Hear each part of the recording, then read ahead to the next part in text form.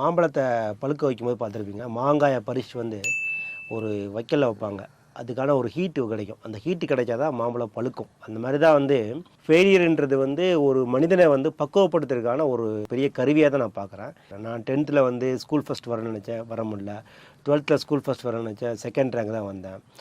MBBS doctor ஆகணும்னு நினச்சேன், ஆக முடியல. வெட்டரி டாக்டராக தான் ஆனேன். ஐஏஎஸ் ஆஃபீஸராக ஆகிறது வரைக்கும் கூட நிறையா ஃபெயிலியர் அனுபவிச்சிருக்கேன். நான் அதுக்கு முன்னாடி ஐபிஎஸ் ஆஃபீஸர் செலக்ட் ஆனேன், அப்புறம் ஐஏஎஸ்ஆ செலக்ட் ஆனேன்.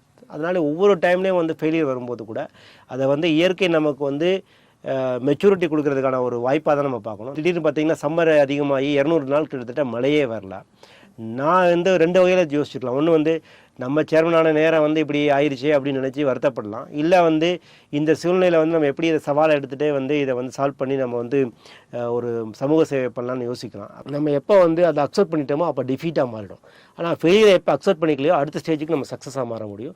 அந்த வகையில் ஒரு தண்ணீர் பிரச்சனையே வந்து இந்த உலகத்துக்கே வந்து ஒரு தண்ணீர் பிரச்சனையை சால்வ் பண்ணுறதுக்கான ஒரு மாதிரியாக நம்ம உருவாக்கி இன்றைக்கி ஐநா சபை வரைக்கும் பேசப்படுற விஷயமா மாற்ற முடியும். அதனால் உங்கள் வாழ்க்கையில் தனிப்பட்ட வாழ்க்கையாக இருக்கட்டும், இல்லை குடும்ப வாழ்க்கையாக இருக்கட்டும், எந்த வாழ்க்கையாக இருந்தாலும் கூட ஒரு சின்ன சர்க்கிள்கள் வரதான் செய்யும். சர்க்கிள் இல்லாத வாழ்க்கையே கிடையாது. உங்களுடைய ஃபெயிலியரை வந்து உங்களுடைய அடுத்த கட்டத்திற்கு செல்வதற்கான கற்றுக்கொள்வதற்கான வாய்ப்பாக பயன்படுத்தினால் வெற்றி உங்களுதாக மாற வாய்ப்பு இருக்கிறது.